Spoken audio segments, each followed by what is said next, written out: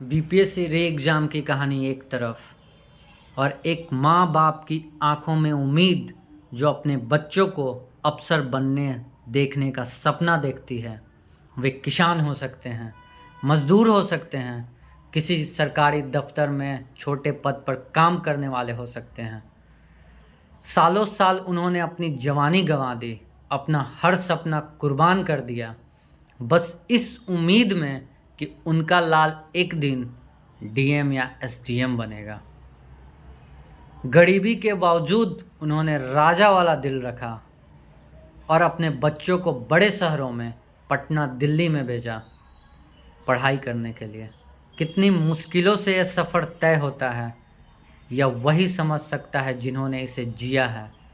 लेकिन सोचिए, जब मेहनत से पढ़ाई करने के बाद भी सिस्टम की गलतियां के कारण उनका बच्चा परीक्षा में फेल हो जाता है, तब उस परिवार पर क्या गुजरती है। मैं एडवोकेट स्वराज कुमार में बात कर रहा हूं 13 जनवरी 2024 को, जो बिहार लोक सेवा आयोग यानी बीपीएससी की 17वीं प्रारंभिक परीक्षा हुई। हजारों छात्रों ने सालों की मेहनत झोंक दी, लेकिन परीक्षा के तुरंत बाद हंगामा मच गया। पेपर लीक की खबरें, परीक्षा केंद्रों में धांधली और सबसे बड़ा सवाल, बीपीएससी द्वारा खुद कई गलत सवाल पूछे गए, जिससे कई मेहनती छात्रों का भविष्य अधर में लटक गया। अब जरा सोचिए, एक ऐसा छात्र जिसका यह आखिरी प्रयास था, जिसने पूरी उम्मीद के साथ परीक्षा दी थी और वह सिर्फ उन गलत सवालों के कारण बाहर हो गया। क्या यह न्याय है? परीक्षा में अनियमितताओं को देखते हुए छात्रों ने हाईकोर्ट का दरवाज़ा खटखटाया। उन्होंने मांग की कि परीक्षा रद्द की जाए। पटना हाईकोर्ट ने इस मामले पर लंबी सुनवाई की गई, दोनों पक्षों की दलीलें सुनी गई और 19 मार्च को यह फैसला सुरक्षित रख लिया गया। अब कई छात्रों को लग रहा है कि फैसला सुरक्षित रखने का मतलब कहीं ना कहीं सरकार से बातचीत करके फैसला सुनाने का बहाना तो नहीं। क्या कोर्ट सरकार के दबाव में आ गई है? अब यह सवाल बहुत ज़रूरी है कि कोर्ट किसी फैसले को सुरक्षित क्यों रखती है। क्या यह सरकार के साथ सेटिंग करने के लिए किया जाता है? इसका जवाब है बिल्कुल नहीं। असल में जब कोई केस जटिल होता है, जब दोनों पक्षों के दलीलें मजबूत होती हैं, तो जज साहब तत्काल फैसला सुनाने के बजाय गहराई से मामले को अध्ययन करते हैं। वे सभी तर्क वितर्कों को दोबारा पढ़ते हैं, कानूनी दायरे में फैसले को संतुलित करते हैं और फिर एक निष्पक्ष निर्णय पर पहुंचते हैं। लेकिन छात्रों की चिंता जायज़ है, क्योंकि कई बार हमने देखा है कि बड़े मामलों में राजनीति का दखल होता ही होता है। क्या इस बार भी ऐसा होगा? ये देखने वाली बात होगी। अब सबसे बड़ा सवाल है कि हाईकोर्ट का फैसला क्या हो सकता है। मैं इसका एक्सप्लेनेशन करूँ इससे पहले 2 लाइन में ऐड करना चाहता हूँ कि बीपीएससी पूर्ण परीक्षा मामले में पटना उच्च न्यायालय में 2 दिनों तक गहन बहस हुई, जिसमें दोनों पक्षों के वरिष्ठ अधिवक्ताओं ने अपने अपने तर्क प्रस्तुत किए। याचिकाकर्ताओं की ओर से वरिष्ठ अधिवक्ता वाईवी गिरी और एक अभिजीत आनंद ने परीक्षा में हुई अनियमितताओं को उजागर किया, जबकि बिहार सरकार की ओर से और बीपीएससी की ओर से महाअधिवक्ता पीके शाही और वरिष्ठ अधिवक्ता ललित किशोर ने मजबूती से पक्ष रखा। अब सबसे बड़ा सवाल है कि उच्च न्यायालय का फैसला क्या हो सकता है। संभावित निर्णय इस प्रकार से हो सकते हैं। जो पहला निर्णय हो सकता है, मैं कंफर्म नहीं हूँ, परीक्षा रद्द और पुनः परीक्षा का आदेश।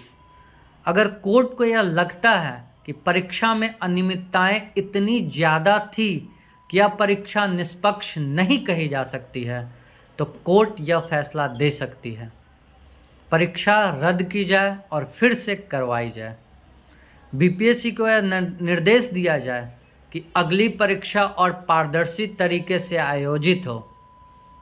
इससे उन छात्रों को राहत मिलेगा जो मानते हैं कि परीक्षा में धांधली हुई थी, लेकिन यह फैसला तभी आ सकता है जब याचिकाकर्ता यह साबित कर दे कि परीक्षा में गड़बड़ी व्यापक स्तर पर थी और निष्पक्ष परीक्षा दोबारा कराना बेहद जरूरी है।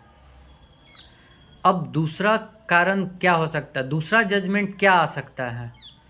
गलत प्रश्नों के वजह से ग्रेस मार्क्स। अगर कोर्ट मानती है कि परीक्षा में कुछ गलतियां हुई लेकिन पूरी परीक्षा रद्द करना उचित नहीं होगा, तो वह यह आदेश दे सकती है गलत प्रश्नों की वजह से प्रभावित छात्रों को ग्रेस मार्क्स दिए जाएं। इससे परीक्षा में शामिल सभी छात्रों को न्याय मिलेगा और परीक्षा को रद्द करने की ज़रूरत नहीं पड़ेगी। इससे उन छात्रों को फ़ायदा होगा जो गलत प्रश्नों की वजह से नुकसान में थे। लेकिन यह फैसला तब आ सकता है जब परीक्षा में हुई गड़बड़ी बहुत गंभीर न हो लेकिन कुछ सुधार की ज़रूरत हो। और तीसरा फैसला क्या हो सकता है? परीक्षा को वैध मानते हुए बीपीएससी को निर्देश। अगर कोर्ट यह मानती है कि परीक्षा तो सही तरीके से हुई थी लेकिन बीपीएससी की प्रक्रिया में कुछ खामियां थी, तो यह फैसला आ सकता है कि बीपीएससी को भविष्य में परीक्षा प्रक्रिया में सुधार के निर्देश दिए जाएंगे। परीक्षा का रिजल्ट जारी हो लेकिन भविष्य में पारदर्शिता बढ़ाने के लिए नियम बनाए जाएंगे। इससे उन छात्रों को राहत मिलेगा जिन्होंने परीक्षा पास कर ली है और भविष्य में भी सुधार चाहते हैं। लेकिन यह निर्णय तब आएगा, यह डिसीजन तब आ सकता है जब कोर्ट को लगे कि परीक्षा प्रक्रिया में पूरी तरह सही था, जो भी परीक्षा की प्रक्रिया थी पूरी तरह से सही थी, लेकिन सुधार की ज़रूरत है। और जो नेक्स्ट फैसला है और क्या हो सकता है, तो एक और डिसीजन हो सकता है पुनः मूल्यांकन का, रीइवैल्यूएशन का आदेश हो सकता है। अगर कोर्ट को ऐसा लगता है कि परीक्षा की प्रक्रिया में कुछ खामियां थी लेकिन पूरी परीक्षा रद्द करना न्यायसंगत नहीं होगा, तो यह संभव है कि कोर्ट पुनः मूल्यांकन यानी कि रीइवैल्यूएशन का आदेश दे सकती है। इसमें गलत प्रश्नों को हटाकर या उनका जवाब सुधार कर छात्रों के नंबर पुनः जांचे जा सकते हैं। इस फैसले से उन छात्रों को राहत मिलेगी जो गलत मार्किंग की वजह से प्रभावित हुए हैं। यह तब संभव है, यह जजमेंट तब संभव है जब कोर्ट को लगे कि परीक्षा की प्रक्रिया ठीक थी लेकिन मूल्यांकन में कुछ गलतियां थी। अब इस परीक्षा को लेकर भी फैसले आए हैं। हमें एक बात नहीं भूलनी चाहिए, यह सिर्फ परीक्षा नहीं बल्कि छात्रों के सपनों की लड़ाई है। हमें यह सुनिश्चित करना चाहिए कि भविष्य में ऐसी गड़बड़ियां ना हो। अगर आप इस मुद्दे से जुड़े हुए हैं तो हमें कमेंट में बताइए, क्या आपको लगता है कि परीक्षा दोबारा होनी चाहिए? जय हिंद।